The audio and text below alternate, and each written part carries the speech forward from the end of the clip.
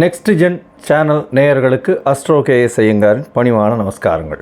குரோதி வருஷம் ஆனி மாதத்தினுடைய பலனை பார்க்கலாம். 15/6/2024 16/7/2024 வரை உண்டான 32 நாட்களை தமிழ் மாதத்தில் ஆனி மாதம்னு சொல்கிறோம். இது இந்த வருஷமான குரோதி வருஷத்தில் வரக்கூடிய 3வது மாதம். சித்திரை, வைகாசி, ஆனி 3வது மாதம். இந்த மாதத்தில் பார்த்தாலேயானால் பொதுவாகவே மாத கிரகங்கள்னு சொல்லக்கூடிய சூரியன், புதன், செவ்வாய் மற்றும் சுக்கிரன் இந்த 4 கிரகங்களினுடைய பெயர்ச்சிகளை வச்சு சொல்லக்கூடியது. சூரிய பகவான் ஒரு ராசியிலிருந்து அடுத்த ராசிக்கு போகக்கூடியதை நம்ம மாதம் பிறக்கிறத சொல்கிறோம். அது சௌரமானம் என்ற ஒரு வகையில் நம்ம கொண்டாடுறோம். இந்த மாதம் சூரிய பகவான் மிதுனத்தில் வரார். அது ஒரு விசேஷம். மிதுனத்தில் வரக்கூடிய காலகட்டம். அதனால் இது ஆனி மாதம் அப்படின்னு சொல்லக்கூடியது. இந்த மாதத்தில் மேஷம் முதல் மீனம் வரை எப்படி இருக்குன்னு பார்க்கலாம். முதல்ல இந்த மாதத்தினுடைய கோல்சாரம் என்ன அப்படின்றதையும் பார்க்கலாம். அதற்கு பிறகு இந்த மாதத்தில் வரக்கூடிய விசேஷ நாட்கள் என்ன அப்படின்றத பார்ப்போம். அதற்கு பிறகு இந்த மாதத்தில்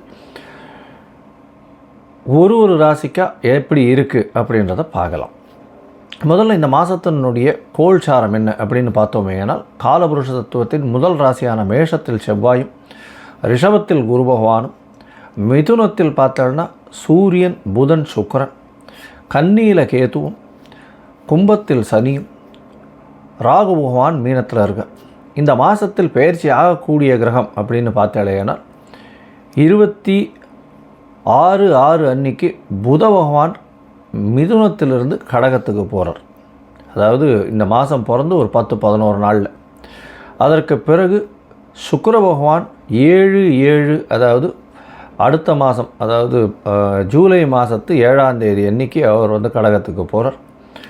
செவ்வாய் பகவான் 11/7/2024 அன்னைக்கு மேஷத்திலிருந்து ரிஷபத்துக்கு போகிறார். குருமங்கள யோகம் அமையிறது நல்ல ஒரு விசேஷம். இந்த மாதத்தில் வரக்கூடிய கோல்சாரம்னு சொல்லக்கூடியது மாத கிரகங்களோடது இதுதான். இந்த மாதத்தில் என்னென்ன விசேஷங்கள் அப்படின்னு பார்த்தாலேயானால் 21/6/2024 அன்றைக்கி ஆணி கேட்டை. அது ஜேஷ்டாபிஷேகம் ஸ்ரீரங்கத்தில் ரொம்பவும் விசேஷமான ஒரு விஷயம். அதற்கு பிறகு 2/7/2024 அன்றைக்கி பார்த்தேன்னா கூர்ம ஜெயந்தி.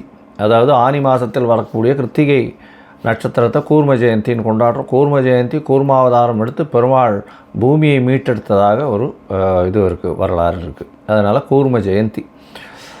இந்த மாதத்தில் ஆனி அமாவாசை 5/7/2024 வருது. 12/7/2024 அன்றைக்கி ஆனி உத்திரம்.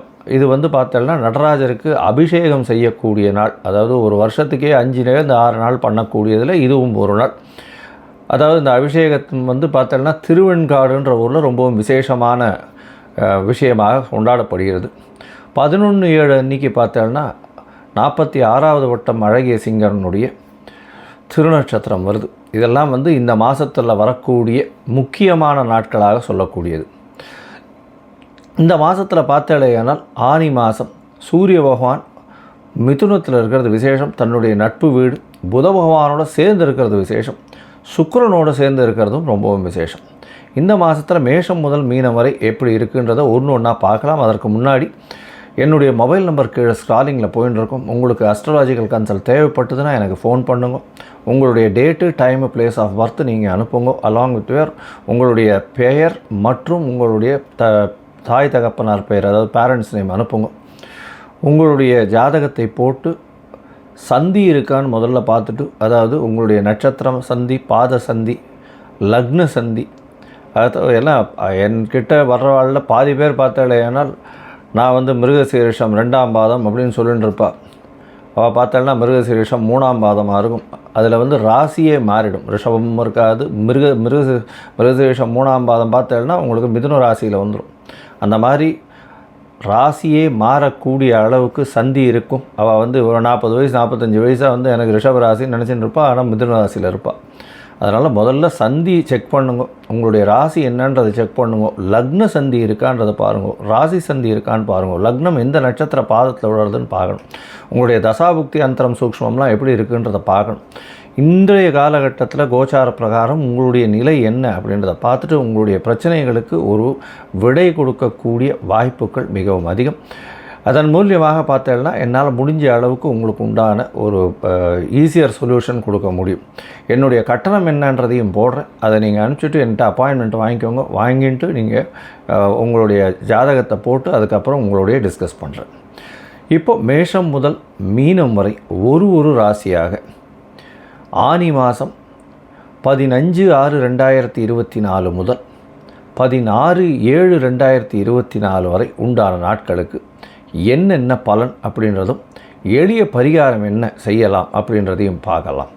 கன்னி, உத்தரம், ஹஸ்தம், சித்திரை இந்த 3 நட்சத்திரம் 9 பாதங்களை கொண்ட ராசி. ராசியின் அதிபதி அப்படின்னு சொல்லக்கூடியவர் புத பகவான். ராசிக்கு 10ஆம் இடத்துல இருக்கிறது பெரிய விசேஷம். 10ஆம் இடம் வலுப்பெற்று போயிருக்கு. ஏன்னா 10ஆம் அதிபதி 9ஆம் அதிபதி சேர்ந்து தர்ம கர்ம அதிபதி யோகத்தை கொடுக்கக்கூடிய காலகட்டமாக அமையிறது.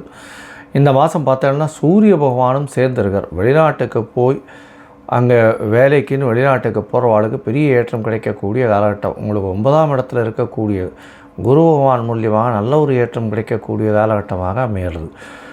இந்த மாதம் பார்த்தோம்னா ஆனி மாதம் 15/6/2024 16/7/2024 வரலும் உண்டான நாட்களில் அதாவது உங்களுடைய ராசிநாதன் 10ஆம் இடத்துல இருக்கிறது பெரிய விசேஷம். பொதுவாகவே மாத கிரகங்கள்னு சொல்லக்கூடிய சூரியன், செவ்வாய், சுக்கிரன், புதன் இந்த 4 கிரகங்களை வச்சு தான் மாதத்தை பற்றி பேசுவோம்.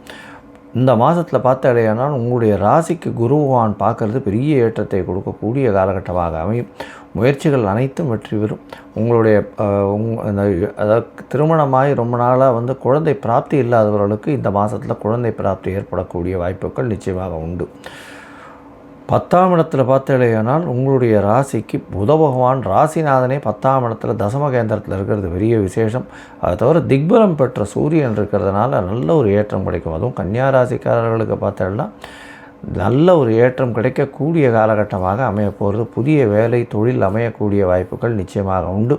உங்களுடைய ராசிநாதனே 10ஆம் இடத்துலேருந்து 11ஆம் இடத்துக்கு 26/6/2024 போகிறார். அதுவும் நல்ல ஏற்றத்தை கொடுக்கும். 11ஆம் இடத்தில் 10ஆம் அதிபதி இருக்கிறதுனால எந்த ஒரு விஷயத்திலையும் தொழிலையும் பெரிய ஏற்றத்தை கிடைக்கக்கூடிய காலகட்டமாக அமையும். நல்ல ஒரு வெற்றி வாய்ப்பும் தொழிலில் அதை தவிர நல்ல லாபங்கள் கிடைக்கக்கூடிய காலகட்டமாக இருக்கும்.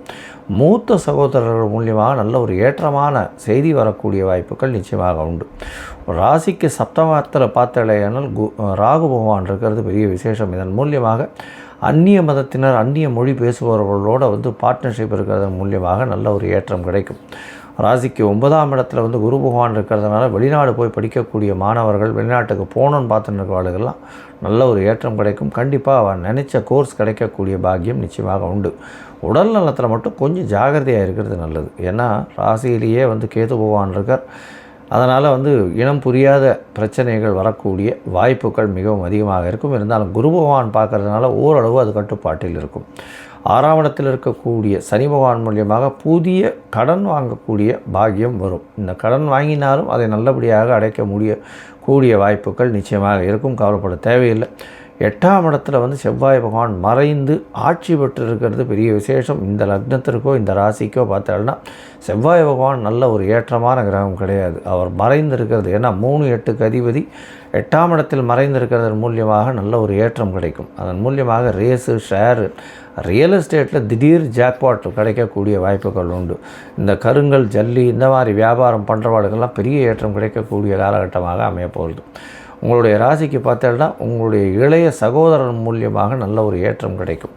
திடீர் பொருள் வரவு, பண வரவு வரக்கூடிய வாய்ப்புகள் நிச்சயமாக உண்டு. இந்த மாதத்தில் உங்களுடைய முயற்சிகள் அனைத்தும் வெற்றியாகும். என்ன குரு பகவானை பார்க்கறது பெரிய விசேஷம். இருந்தாலும் இந்த மாதத்தில் நீங்கள் அதாவது உங்களுக்கு சில நாட்கள் தவிர்ப்பது நல்லது அப்படின்னு சொல்கிறோம். அது சந்திராஷ்டம நாட்கள் அப்படின்றத சொல்கிறோம். சந்திராஷ்டமம்னா உங்களுடைய ராசிக்கு 8ஆம் இடத்தில் சந்திர பகவான் மறைந்து இருக்கக்கூடிய காலத்தை சந்திராஷ்டமம்னு சொல்கிறோம். இதன் மூலியமாக தவறான முடிவுகள் எடுக்கக்கூடும். அதனால் அந்த காலகட்டத்தில் புதிய முடிவுகள் எடுக்கிறத தவிர்க்கிறதும், வெளிநாடு வெளியூர் ட்ராவல் பண்ணுறதை நிறுத்துறதும் ரொம்பவும் நல்லதுன்னு சொல்கிறோம். ஒருவேளை நீங்கள் பண்ண வேண்டிய கட்டாயம் இருந்ததுன்னா அருகில் இருக்கக்கூடிய கோவிலில் போய் பச்சரிசி இல்லைன்னா நெல் தானமாக கொடுத்துட்டு பண்ணுறதன் மூலியமாக சந்திராஷ்டமத்தின் தாக்கம் குறையும்.